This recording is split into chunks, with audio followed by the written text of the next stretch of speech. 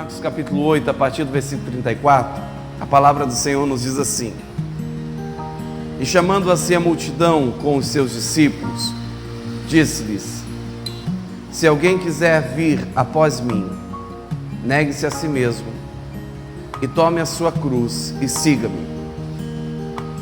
Porque qualquer que quiser salvar a sua vida, perdê-la. Mas qualquer que perder a sua vida por amor de mim e do Evangelho, esse a salvará. Pois o que aproveita o homem ganhar o mundo, todo o mundo, e perder a sua alma? Ou que daria o homem pelo resgate da sua alma? Porquanto qualquer que entre essa geração adúltera e pecadora se envergonhar de mim e das minhas palavras, também o Filho do Homem se envergonhará dele, quando vier na glória de seu Pai com os santos anjos. Amém? Jesus, ele nos coloca alguns parâmetros para aqueles que decidem segui-lo, para aqueles que voluntariamente em seu coração decidem andar com ele. E ele diz: negar a si mesmo, tomar a cruz para segui-lo, se colocar à disposição ao ponto de perder a vida por amor a ele, para que possa ganhar, perder as coisas do mundo, como o verso 36 também nos mostra, né? Pois o que aproveita o homem ganhar todo mundo e perder a sua alma. E quando nós olhamos diretamente para as palavras do Senhor Jesus, ao texto que está diante de nós, normalmente nós pensamos ser grande dificuldade. Em outro momento Jesus fala: olha, aquele que não deixar pai, mãe, irmãos, esposa, cônjuge, filhos, bens, para me seguir, não é digno de mim.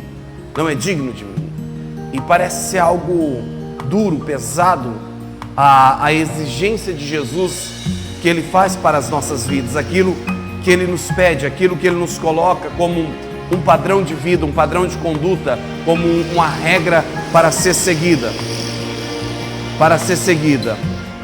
Mas o que nós temos que pensar, uma pergunta que eu fiz hoje de manhã para os irmãos, foi: o porquê que você vive?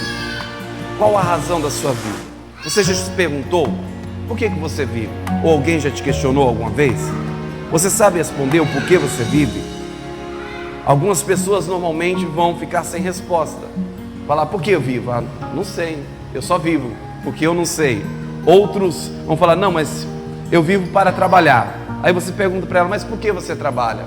Eu trabalho para ganhar dinheiro. Mas por que você ganha dinheiro? Não, ganho dinheiro para comer. Por que você come? Não, como para ter saúde. Por que você quer ter saúde? Não, quero ter saúde para trabalhar.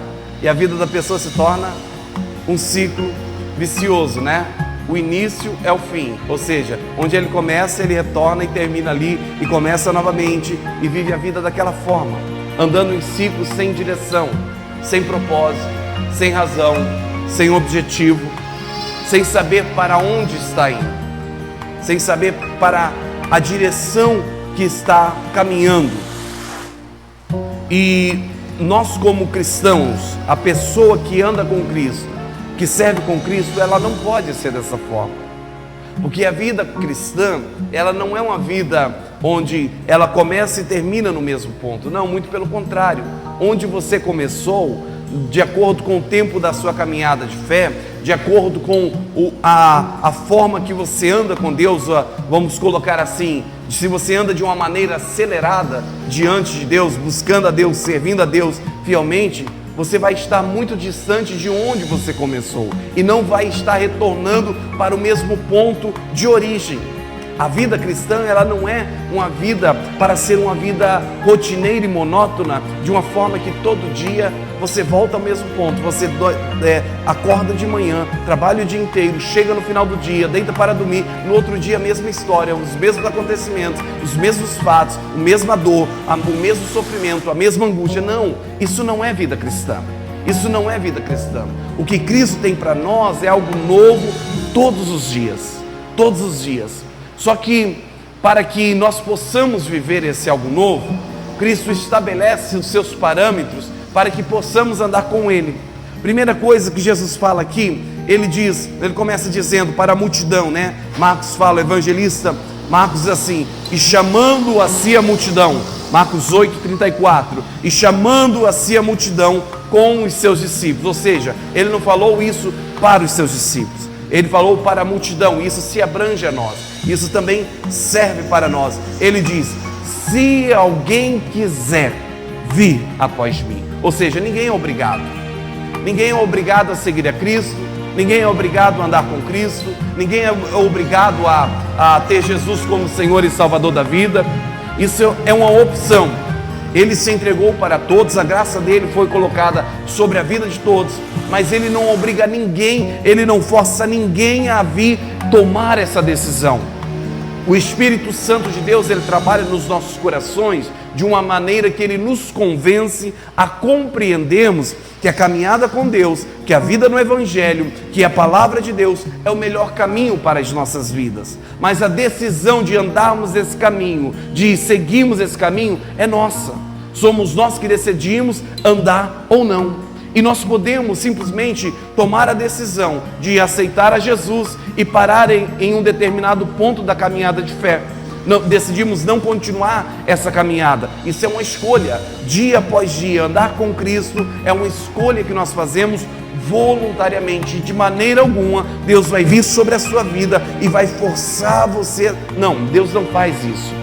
Deus nos constrange com o seu infinito amor. Ele nos constrange, Ele nos convence pelo seu amor, mas a decisão de andar com Ele é minha e sua. E Jesus fala: olha, se você quer, se você tomou essa decisão, se alguém quer ir após mim, quer me seguir, quer ser meu discípulo, quer andar comigo, quer viver uma experiência nova todo dia, quer viver algo novo todo dia, quer sair desse ciclo vicioso, onde dá voltas e voltas e volta no mesmo ponto, toda vez a mesma vida. Se você quer uma vida nova, você quer experiências novas, tem regras. Não é de qualquer forma que você pode andar com Jesus. Não é de qualquer maneira que você vai andar com Jesus, né? Ele diz assim, ele mostra que há a necessidade de renúncias, a necessidade de você deixar as coisas, de você abandonar as coisas. E ele diz: se alguém quiser vir após mim, negue-se a si mesmo e tome a sua cruz e siga-me. Lá em Lucas capítulo 9, o evangelista Lucas, falando do mesmo assunto, do mesmo texto, ele fala: tome a sua cruz todo o dia. Todo o dia você vai tomar a sua cruz para seguir a Jesus. Você vai tomar a decisão da renúncia, você vai tomar a decisão de deixar a vontade da carne, as coisas do mundo, vai deixar a preguiça, vai deixar o sono, vai deixar aquilo que na sua vida é prioridade, toma o lugar de Deus, vai renunciar os seus prazeres carnais, vai renunciar o seu desejo de continuar magoado, ferido, de continuar ofendido. Você vai renunciar àquela coisa que te prende, que não te deixa liberar perdão. Você vai renunciar, você vai tomar a cruz de Cristo e vai tomar a posição que Cristo quer que você tome, que é de andar com o coração livre, andar fazendo a vontade dEle, andar com Ele segundo os princípios da palavra dEle.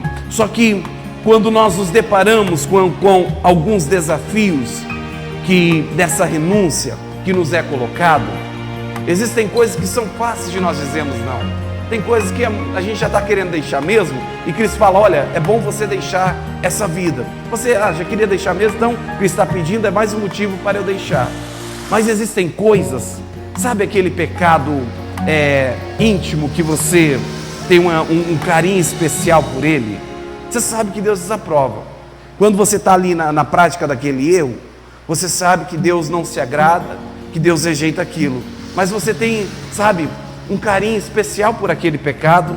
E quando Cristo fala para você, você fala: acho que não, acho que não.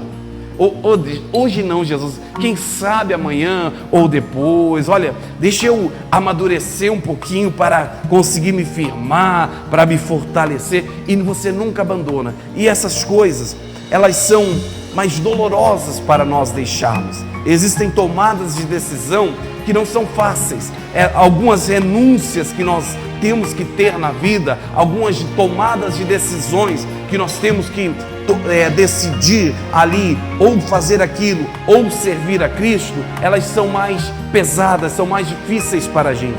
Mas por que essas coisas se tornam mais difíceis? Porque quando nós ouvimos Jesus falar, aquele que quiser vir após mim, tem que negar a si mesmo, tomar a sua cruz e seguir, e você olha para aquilo que você tem que deixar para seguir a Jesus, às vezes você só está vendo o resultado que às vezes aquela prática, o prazer que aquela prática de pecado, que aquela vida de pecado está te trazendo, e não está vendo o benefício que andar com Jesus vai te trazer.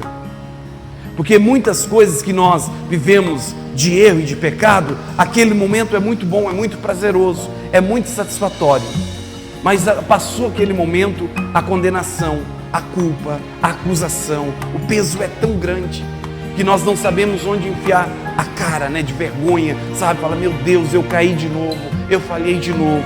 Mas aí Jesus vem e fala, olha, diga não para isso, renuncie a isso, tome a sua cruz, vem me seguir, deixando isso para trás, abandonando essa vida, mudando o curso da sua vida. E você olha para aquilo e fala, poxa vida, Jesus, mas ainda eu não consigo, ainda eu não posso. Sabe por que isso acontece? Porque os nossos objetivos não estão bem claros. Os objetivos da nossa vida não está bem estabelecido, não está bem firmado, não está o propósito da nossa vida. É aquilo que eu perguntei para vocês. Você sabe por que você vive? Por que você vive? Qual a razão da sua vida? Como eu falei, tem gente que trabalha para ganhar dinheiro, ganha dinheiro para comprar comida, come para ter saúde, tem saúde para trabalhar. E vive aquele ciclo. Sabe, trabalho, tudo gira em torno do trabalho. Quando está descansando porque amanhã cedo tem que acordar para ir trabalhar novamente. E aquela vida, aquele ciclo vicioso, aquela rotina, e não sai, não anda para frente, sabe? Muitas vezes só acaba retrocedendo, Só acaba decaindo, batalha e nunca conquista. E na caminhada de fé, quando essas renúncias se tornam pesadas para nós decidirmos entre servir a Cristo e escolher a vida que nós queremos, o nosso próprio eu, as nossas próprias vontades, quando isso se torna pesado, é porque o nosso objetivo de servir a Cristo não está bem esclarecido, não está bem claro. Preste atenção aqui, olha só, quando uma pessoa decide fazer uma faculdade, ela fala, olha, agora eu vou estudar, vou escolher lá um curso, uma profissão que ela gosta, e ela faz vestibular e vai para cima e estuda, e vai lá 4, 5 anos de faculdade, renuncia festa, renuncia amigos, principalmente no final, quando vai para a parte do chamado TCC, as partes das provas finais, a parte mais difícil da caminhada de um acadêmico, e ela renuncia tudo, ela deixa amigos, ela deixa o sono, tudo por causa de um objetivo, porque ela sabe onde ela quer chegar. Da mesma maneira tem que ser a nossa vida com Deus.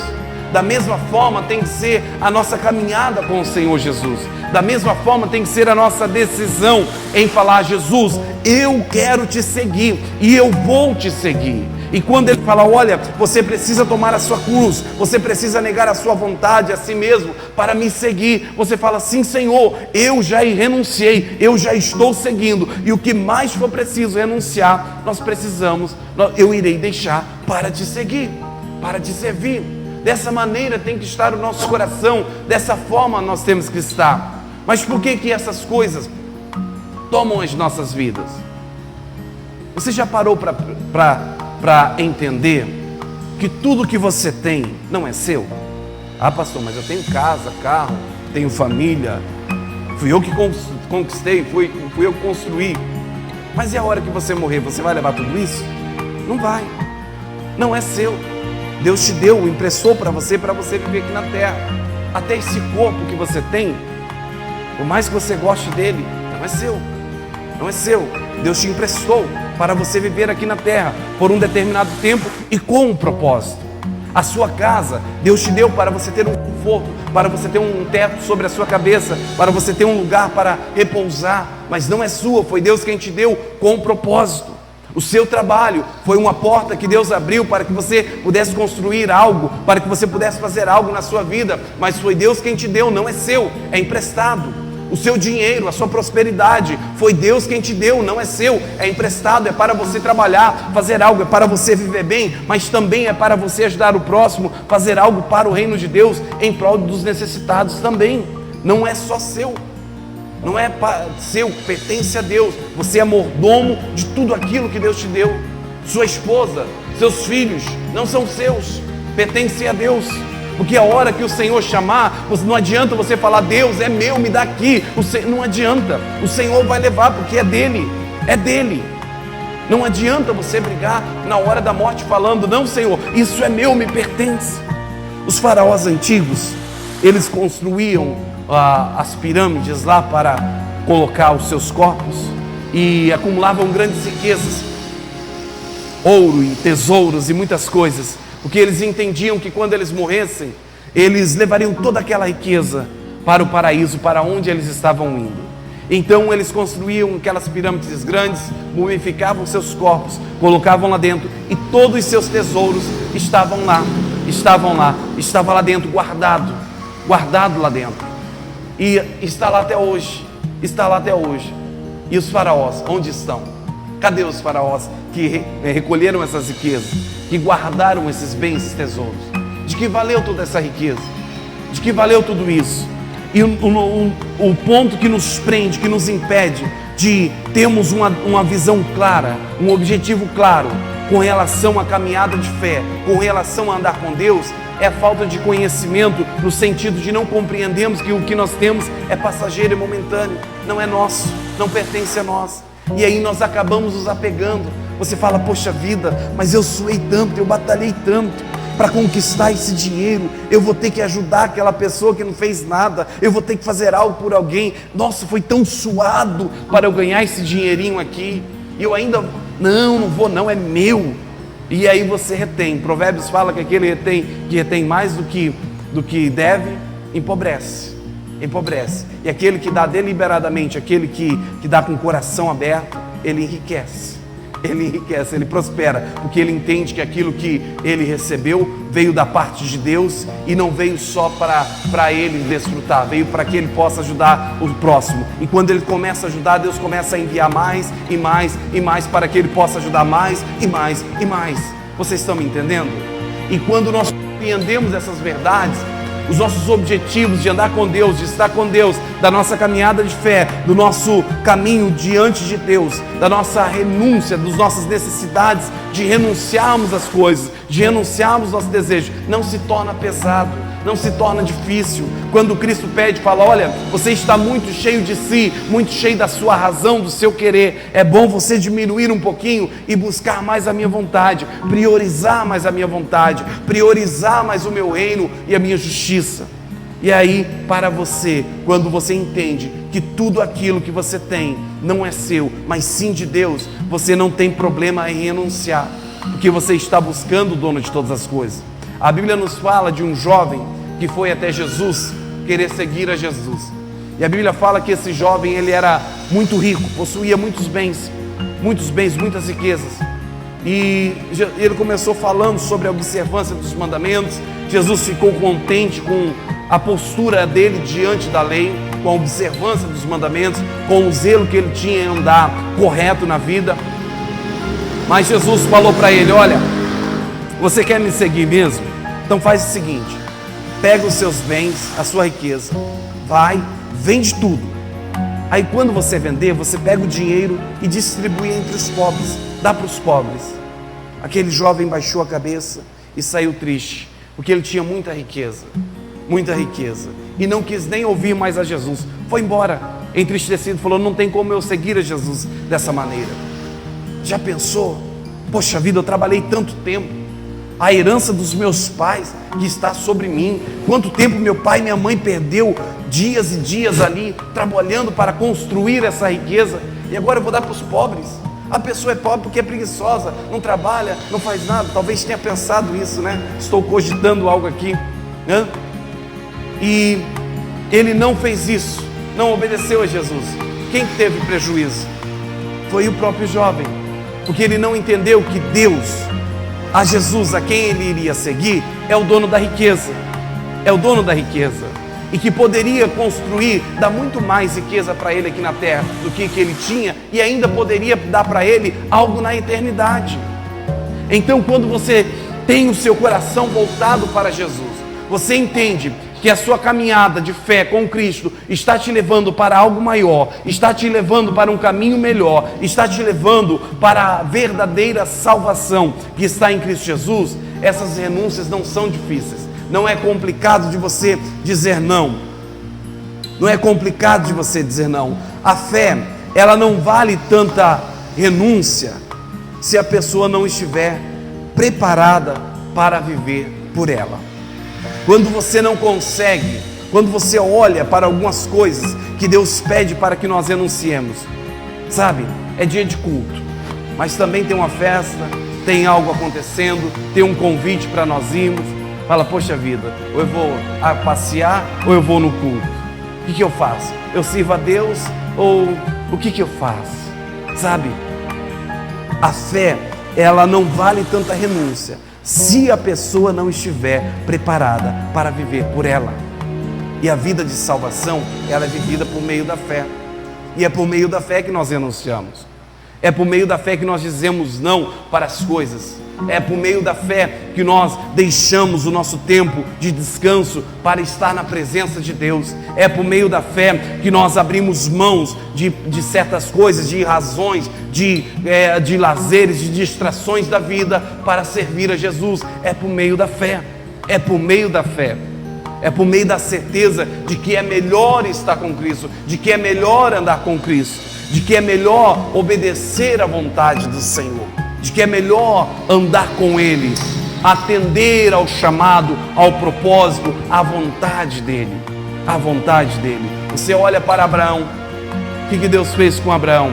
Deus deu a ele um filho que havia prometido, mas quando o filho tinha 11 anos, Deus aparece para Abraão e fala, Abraão, olha, é o seguinte, você vai sair da sua casa, vai lá no Monte Moriá, 3 dias de viagem, vai levar Isaac com você e vai sacrificar Isaac para mim. Isso foi à noite. Quando foi de manhã, o que Abraão fez? Sim, Senhor, correu para o Monte Moriá, 3 dias de viagem, subiu um monte, preparou o altar, deitou Isaac sobre o altar, pegou o cutelo, e na hora que ia imolar Isaac, a voz bradou do céu, Abraão, Abraão, não faça isso, está aqui o cordeiro, não precisa mais sacrificar. Mas quando foi necessário, ele não hesitou nem a vida do próprio filho, porque ele sabia que quem tinha dado o filho a ele era Deus e que o filho dele pertencia a Deus. Pertencia a Deus. E a nossa vida de fé, a nossa caminhada com Cristo tem que estar disposto a esses propósitos, a esses sacrifícios, a essa fé sacrificial, a essa disposição de renunciarmos, de deixarmos as coisas, de dizermos não para os nossos desejos, de dizermos não para a nossa carne, de dizermos não para as nossas vontades, de dizer não para o nosso orgulho, para a nossa vaidade, e nos voltarmos para Cristo e andarmos com Ele, porque é nele que nós vamos ter novidade de vida. Enquanto você não estiver disposto a renunciar, a tomar a cruz e andar com Cristo dia após dia, a sua vida vai ser aquele ciclo, sabe? Você tem um problema, sabe? O seu coração está magoado, está ferido, e você não quer liberar perdão. Você fala, não vou perdoar não. Aí você apazigua a coisa hoje, amanhã, de novo.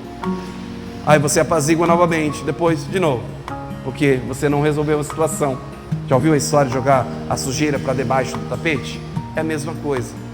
Cristo nos chama para uma caminhada onde nós resolvemos as coisas, onde nós colocamos pontos finais em todas as histórias. O irmão Paulo sempre cita uma palavra que ele diz, a palavra branda apazigua, né? Acalma o furor, acalma o furor. E às vezes é melhor você perder a razão e o direito e sair com a palavra branda na hora da ira, do que você dar vazão para a sua razão, para o seu ímpeto, e sair com a palavra de má resposta e causar uma guerra. É melhor você promover a paz, porque bem-aventurados são os pacificadores. Bem-aventurados são os pacificadores, os que promovem a paz. E nós somos chamados para isso. Jesus falou, se alguém ferir a tua face, dá outra também, não revida não. Se alguém te forçar a andar 1 milha, anda 2 com ele, vai lá, dá o dobro do que ele quer.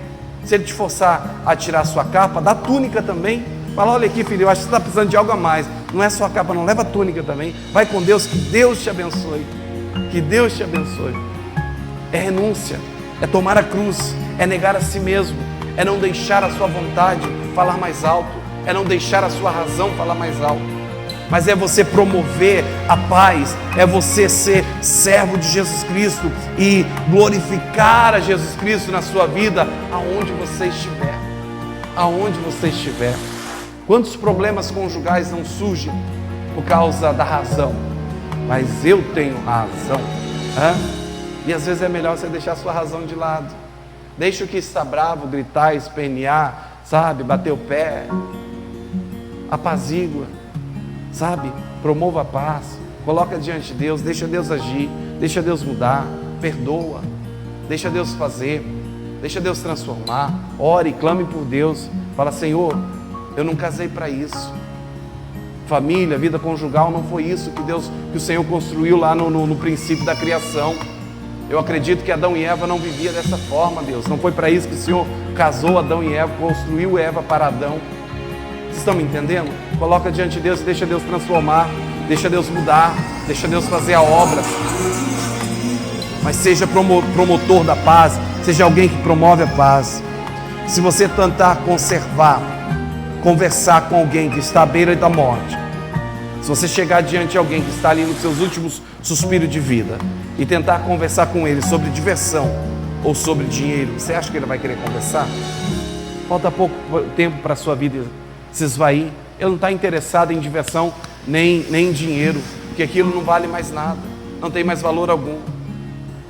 Então por isso que nós temos que ter bem claros os nossos objetivos da caminhada com Deus, da nossa vida com Deus, para sairmos desse ciclo vicioso, para sairmos dessa rotina e sempre termos nossos pensamentos na vida eterna como nosso objetivo, para poder se livrar de uma boa parte do lixo que nós carregamos na nossa vida.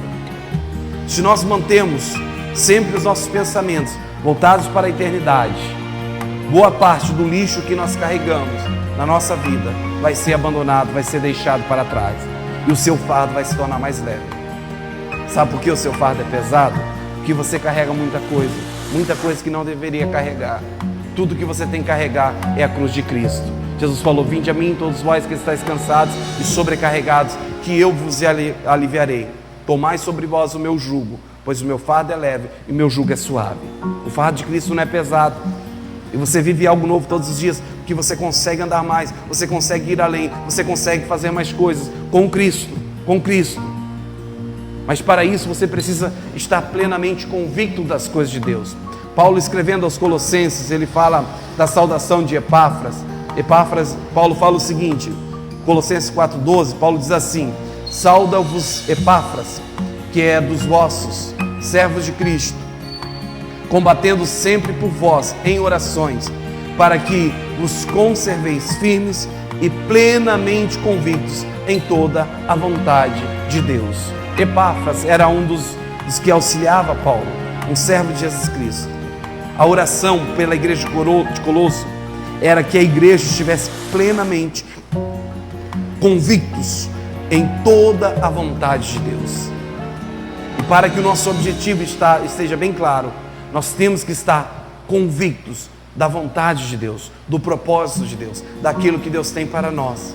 Enquanto nós não tivermos convicção da vida com Cristo, do andar com Cristo, nós vamos estar titubeando entre dois pensamentos. Nós vamos estar, com dificuldade de deixar as coisas. Nós vamos estar com dificuldade de renunciar a nós mesmos, porque nós não conhecemos a Cristo como Ele é. Nós não sabemos plenamente a vontade de Deus. Nós não entendemos os propósitos de Deus para nós. E aí vivemos a vida sem razão, sem sentido, perdidos, no ciclo, indo e voltando no mesmo ponto. Paulo, escrevendo aos Filipenses 1,6, Paulo diz assim, estou plenamente convicto de que aquele que iniciou a boa obra em nós há de concluí-la até o dia de Cristo. Ou seja, Paulo sabia que quando ele renunciava a algo, às vezes era doloroso, mas ele sabia que Cristo estava operando algo na vida dele e não ia parar até o dia que ele fosse levado a Deus, até o dia que ele fosse levado aos céus. Ele tinha plena convicção de que a obra que Cristo começou na vida de Paulo, lá no dia que ele estava a caminho de Damasco, quando Cristo começou a transformar a vida de Paulo naquele dia, ele sabia que aquele que prometeu, ele era fiel para concluir, para completar essa obra. Não havia dúvida no coração de Paulo. Ele estava plenamente convicto que tudo aquilo que Cristo pedisse para que Paulo renunciasse, era porque Deus tinha uma obra maior para fazer na vida dele, tinha algo melhor para fazer na vida dele. E assim é para nós, assim é na minha e na sua vida. Aquele que começou a boa obra, ele vai terminar, ele vai concluir. Ele não parou de agir, ele não parou de fazer, ele está operando, ele está realizando.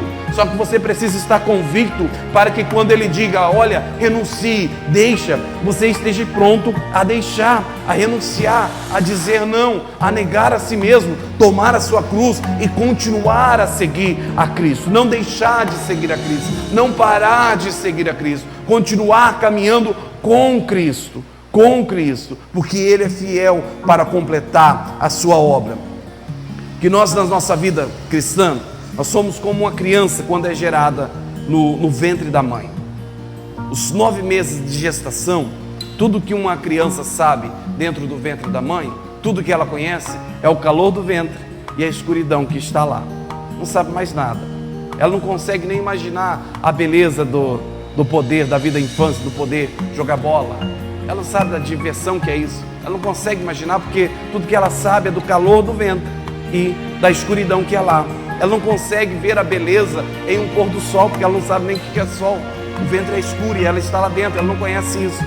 Mas a partir do momento que ela é concebida, algo começa a ser construído na vida dela e novas descobertas começam a acontecer. Ela começa a descobrir prazeres, começa a conhecer coisas novas, começa a descobrir coisas novas. E na vida do homem é da mesma forma. Enquanto a pessoa está lá no mundo, é só as coisas do mundo que servem para ela. Enquanto ela não decidiu andar com Cristo, não entregou o seu coração verdadeiramente para Cristo, ela só conhece as coisas do mundo. E tudo para ela, o prazer, a alegria, é aquilo. A felicidade, a liberdade, é aquilo. Andar no pecado, andar de qualquer forma, vivendo a sua vida conforme o seu bel prazer. Mas quando ela nasce de novo para Cristo, ela descobre que aquilo era apenas escuridão e calor. Ela não via o sol, ela não via a beleza de uma vida nova, de algo novo, de uma felicidade verdadeira e real, que é andando com Cristo. Por isso Cristo fala que o homem precisa nascer de novo. João 3, ele fala para Nicodemos, e ele fala que todos aqueles que vêm a Cristo, eles passam por esse novo nascimento, da água e do Espírito, que é quando nós aceitamos Jesus como Senhor e Salvador da nossa vida, de todo o nosso coração, nós passamos para esse novo nascimento, e então nós começamos a andar com Cristo, e começamos uma vida de descoberta, começamos a conhecer outras coisas que nós não conhecíamos, porque estavam na escuridão, estávamos no ventre do mundo, só na escuridão e no calor, vivendo aquilo, pensando que aquilo era toda a vida, enquanto estávamos privados de viver a vida verdadeira, a liberdade verdadeira, o andar com Cristo verdadeiramente. E nós precisamos ter esse contato, nós precisamos ter a consciência de que, embora nós vivamos na terra, nós já estamos estabelecidos, nós já temos estabelecido residência no céu.